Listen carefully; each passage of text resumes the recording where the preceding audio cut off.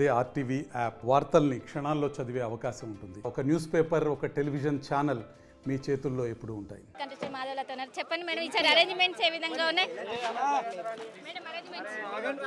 Arrangements ఏమున్నాయి నాయన, ఈరోజు మేము వచ్చి మాట్లాడడానికి ఏముంది? ఏండ్ల నుంచి వీళ్ళ మనసు, వీళ్ళ భక్తి, వీళ్ళ నిష్ఠ, దాని ముందు అరేంజ్మెంట్స్ మాట్లాడడానికి కూడా ఒక అర్హత, యోగ్యత ఉండాలి. వీళ్ళ భక్తిని మేము ఎలా తూచగలం? మాకు అవకాశం దొరికింది కాబట్టి మేము అదృష్టవంతులం, అంతే. అంత అద్భుతంగా ఉన్నాయి. ఇక్కడి వరకు మమ్మల్ని రానిచ్చిందే గొప్ప మాట. నేను అదే అంటున్నాను, అక్కడి నుంచి నడుచుకుంటూ రావాలి, ఇక్కడి వరకు రానిచ్చారు, అదే చాలా గొప్ప మాట. అందుకు మేము ఎప్పుడు, నేనైతే పార్లమెంట్ ఎన్నికల తర్వాత మాధవీలత కనిపించలేదు, మళ్ళీ ఇప్పుడు ప్రత్యక్షమైంది. అంటే మీరు నా వెంట తిరిగితే మాధవీలత కనిపిస్తుంది, మీరు నా వెంట తిరగట్లేదు కానీ మాధవీలత ఎలా కనిపిస్తుంది? ఎస్టీ బస్తీకి వెళ్ళింది మాధవీలత, మరి మీరు అక్కడ లేరు. నేను మీకు ఎవరికి ఇన్ఫర్మేషన్ ఇవ్వను, కబురు పెట్టను. ఇదేమైనా పబ్లిసిటీ ఇచ్చి చేసే విషయాలు. ఆ ఫలక్నుమా బ్రిడ్జ్ కింద కాళికాదేవి టెంపుల్లో గొడవలు అయి ఉండే, ఎంఐఎం వాళ్ళు కబ్జా పెట్టిండ్రు, దాన్ని తీపిచ్చి వాళ్ళకి ఇప్పించిన, మీకు తెలీదు. మరి లాల్ దర్వాజా కదా, ఇక్కడ గవర్నమెంట్ స్కూల్ ఉంది, అక్కడ 10th క్లాస్ 9th క్లాస్ పిల్లలకి free books, geometry boxes distribute చేసిన. అక్కడ మొక్క నాట మేము ప్రధానమంత్రి గారికి భారత్ మాతాకే నామ్ పర్ ఎక్ పౌదా అని. నేను మీకు ఎవరికి ఇన్ఫర్మేషన్ ఇవ్వలేదు. ప్రజాసేవ డప్పు కొట్టుకొని చేసేది కాదు అబ్బాయి. ఇవ్వలేదు నాయన, Y+.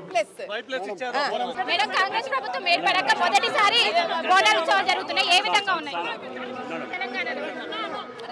ప్రతి సంవత్సరము ఇంతే అంతే అంతంతే అన్నట్టుగా ప్రతి సంవత్సరం కూడా ఇది సంవత్సరానికి ఎంతో మంది ఆడబడుచుల నంబర్ సంఖ్య పెరుగుతూ, వీళ్ళు చేసే ఆర్భాటము, వీళ్ళు చేసే అందము, వీళ్ళు చేసే ఇక్కడ డెకరేషన్లే కానీ అన్నీ కూడా పెరుగుతూనే ఉన్నాయమ్మా. ఇది పెరుగుతుంది కానీ తరగదు. ఇదే హైందవత్వం అంటే.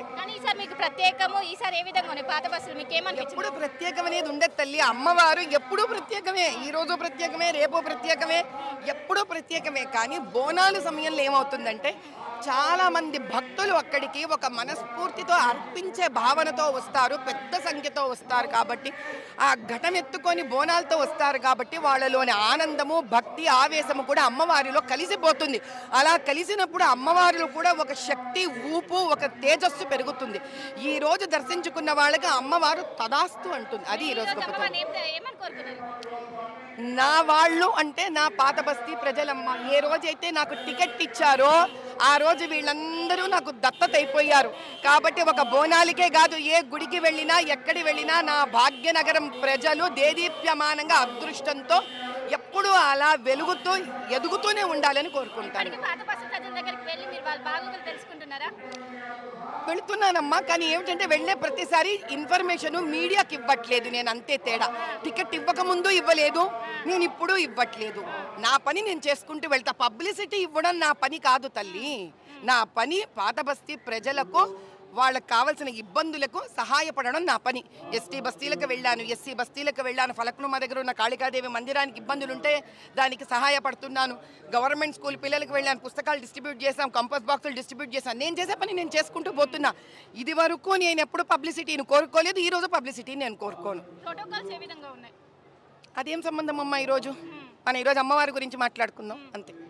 ఇక్కడ అమ్మవారి దగ్గరికి వచ్చి బంగారు బోనం సమర్పించి దర్శించుకొని వెళ్ళారు. ముఖ్యంగా ఇక్కడ ఎవరైతే పాత బస్సు ప్రజలు ఉంటారో వారికి నేను ఎప్పుడు అండగా ఉంటాను. ఎప్పుడు ఇంకోవైపు ఎప్పుడైతే ఖచ్చితంగా ఇంకోసారి కూడా బీజేపీ ఏదైతే మళ్ళీ వచ్చే ఎన్నికలు ఉంటాయో అప్పుడు ఖచ్చితంగా ఈ హైదరాబాద్ గడ్డపైన కాషాయం జెండా ఎగురుతుంది. ఇంకోసారి తెలంగాణలో ఏర్పడేది బీజేపీ జెండా అని ఒకవైపు మాధవీలత ప్రస్తుతంతో పాటు చెప్తున్నారు. కేంద్ర రాజశేఖర్తో కలిసి శిల్పా టీవీ హైదరాబాద్. మరిన్ని వీడియోస్ కోసం ఛానల్ ని సబ్స్క్రైబ్ చేయండి. లేటెస్ట్ అప్డేట్స్ కోసం వాట్సాప్ ఛానల్ ని ఫాలో చేయండి.